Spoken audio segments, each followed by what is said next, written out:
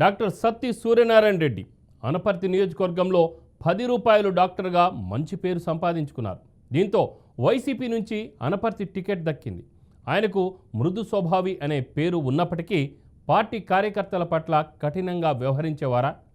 ఓ పక్క డాక్టర్గా సేవలు, మరోపక్క రాజకీయాలు రెండింటినీ ఎలా బ్యాలెన్స్ చేశారు? అయినప్పటికీ సిట్టింగ్ ఎమ్మెల్యేగా ఉండి కూడా ఎందుకు ఓటమి పాలయ్యారు?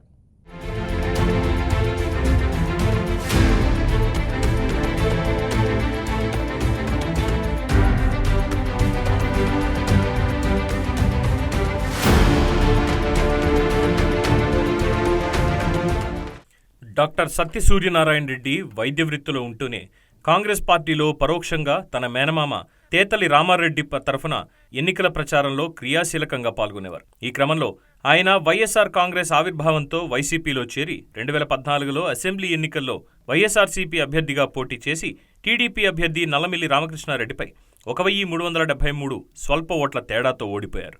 అయితే 2019లో జరిగిన అసెంబ్లీ ఎన్నికల్లో తిరిగి వైసీపీ అభ్యర్థిగా పోటీ చేసి నల్లమిల్లి రామకృష్ణారెడ్డిపై 55,000 ఓట్ల భారీ మెజారిటీతో గెలిచి తొలిసారి ఎమ్మెల్యేగా అసెంబ్లీలో అడుగుపెట్టారు.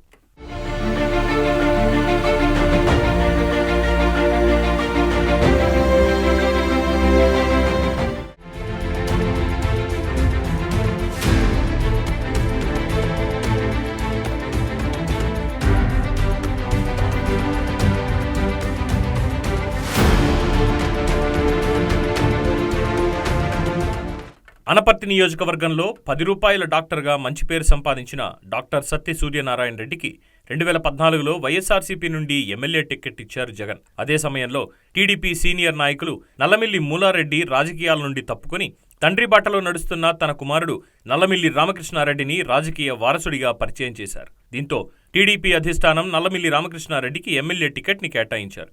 అయితే ఇద్దరు కొత్త వ్యక్తులు అయినప్పటికీ ఆ ఎన్నికల్లో జరిగిన హోరాహోరీ పోరులో నల్లమిల్లి రామకృష్ణారెడ్డి విజయం సాధించారు. అనంతరం సత్య సూర్యనారాయణ రెడ్డి కూడా 5 సంవత్సరాలు ప్రజల్లో ఉంటూ ప్రతి కార్యక్రమంలో పాల్గొంటూ నియోజకవర్గంలో పట్టు సాధించారు. ఈ క్రమంలో 2019 ఎన్నికల వరకు ప్రజల్లో సత్య సూర్యనారాయణ రెడ్డికి ఆదరణ పెరిగింది. దాంతోపాటు జగన్ ఒక్క ఛాన్స్ నినాదం కలిసి రావడంతో సత్య సూర్యనారాయణ రెడ్డి 2019 ఎన్నికల్లో భారీ మెజారిటీతో విజయం సాధించారు.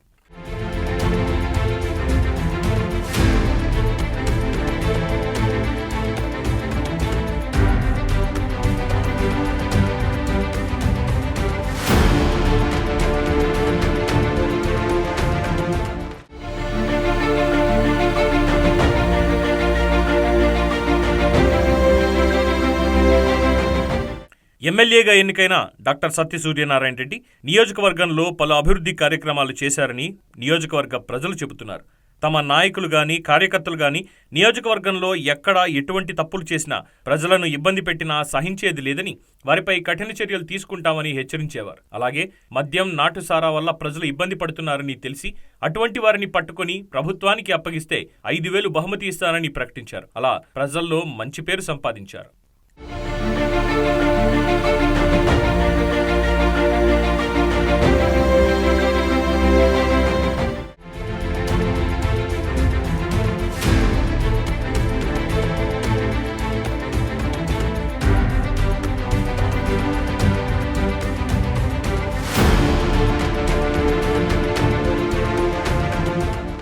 మృదు స్వభావం కలిగిన డాక్టర్ సత్తి సూర్యనారాయణ రెడ్డి ప్రజలకి 10 రూపాయలకే వైద్యం అందించడం ద్వారా మంచి పేరు సంపాదించుకున్నారు.